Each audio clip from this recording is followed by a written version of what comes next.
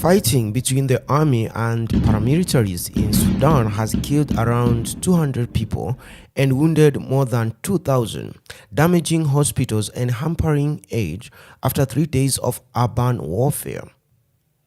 So, what is behind the fighting?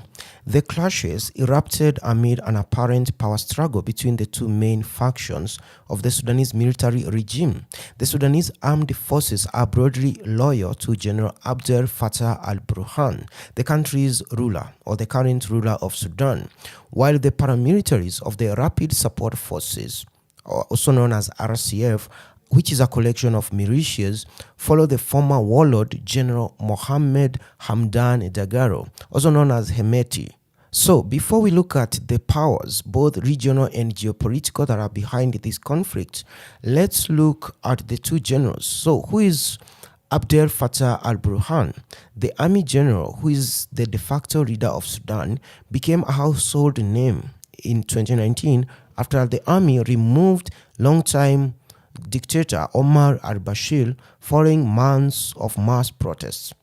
General Burhan was a close ally of al-Bashir, and that's how he rose through the rank as a military commander. Of course, the other reason was because he was leading his criminal campaigns in Darfur. Most of you remember the history of the Darfur region of Sudan.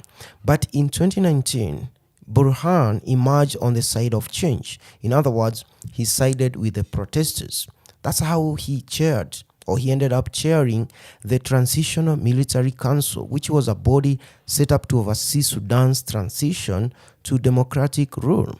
However, with the deadline of handing over power to civilian rulers looming in October 2021, Burhan staged a coup, overthrowing civilian Prime Minister Abdallah Hamdok. Since then, Burhan has been the de facto leader of Sudan, or the president of Sudan if you wish.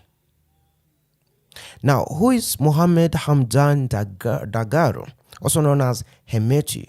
Dagalo, who is most commonly known as Hemeti, has enjoyed a strong position of power since al-Bashir rule and beyond. He came from a family of camel herders far away from the capital, Khartoum, and Hemeti climbed the ranks to become the leader of the notorious Janjaweed militia. This is the militia that al-Bashir used to send to the Darfur region to suppress people who are opposed to the government coming to drill oil and moving them away from their ancestral land.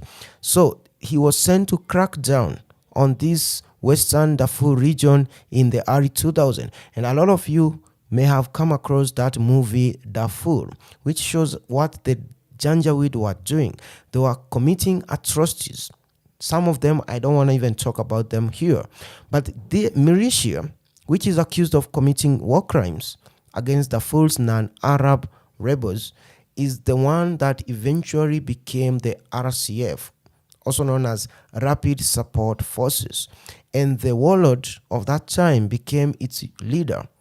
And back in 2017, Sudan passed a law recognizing the RCF as an independent security force. So that's how we ended up with two militaries in Sudan competing for control. So how did the military rivalries develop? Now, as I said earlier, the RCF was founded by dictator al-Bashir to crush a rebellion in the Darfur region of Sudan. And that region is where you find non-Arabs, and oil was discovered in that region. And you know what the government in Sudan did? And this led to a rebellion by the local people. And the dictator found this militia of Arabs called the Janjaweed and unleashed it on the population of Darfur. So the Janjaweed was later to become associated with widespread atrocities. So that's how it was formed for that purpose. In 2013, that is about 13 years later, al-Bashir transformed this Janjaweed into a semi-organized paramilitary force. And the leader of this militia, the warlords, including Hemeti, were given military ranks. And that's why we start seeing the start of the rivalry between the regular army and this mercenary paramilitary. After the dictator al-Bashir transformed this militia into a paramilitary, in other words, his own private army, he began exporting its services to his friends in Libya. So 10,000 RSF mercenaries were fighting in Libya for General Haftar. About 20,000 of the same group were in Yemen. They were fighting Houthi rebels on behalf of Saudi Arabia. So they became a mercenary private army of the dictator until the year 2019, when the dictator was removed from power. But as they were doing that, they also became so powerful and began controlling some sectors of the economy, and in particular mining. Hemeti, the current general and the leader of the RSF, is known to be rich because the RSF controls and mines gold in Sudan. They also do this alongside the Russian Wagner mercenary group, which helps this RSF to export the same gold. While the regular army, the army of Al-Burhan, is also involved in manufacturing and agriculture in Sudan. So the other rivalry between the two militaries is economic rivalry.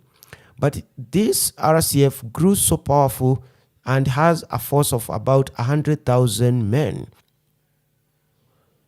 So you're beginning to see a bigger picture, and the rivalry goes deep because as the military transition rule was signing an agreement with the civilian representative last year in December, the transition deal is that before they hold democratic election in Sudan, the RCF paramilitary has to be integrated into the Sudanese military. In other words, these 100,000 strong men have to be absorbed by the regular army.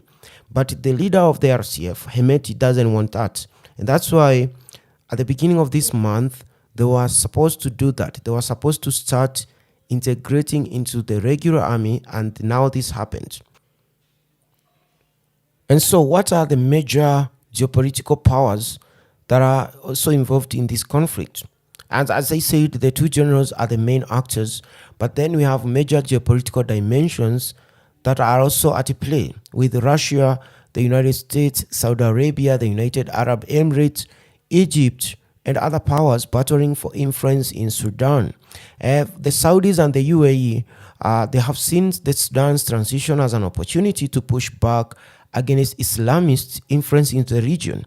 Remember, the dictator al-Bashir was part of the Sunni Islamist influence, which was also in Egypt, the Muslim Brotherhood. And when he was removed, for the two countries, the Saudis and the UAE, they found it as a new dawn for them to remove the Islamist control in that country.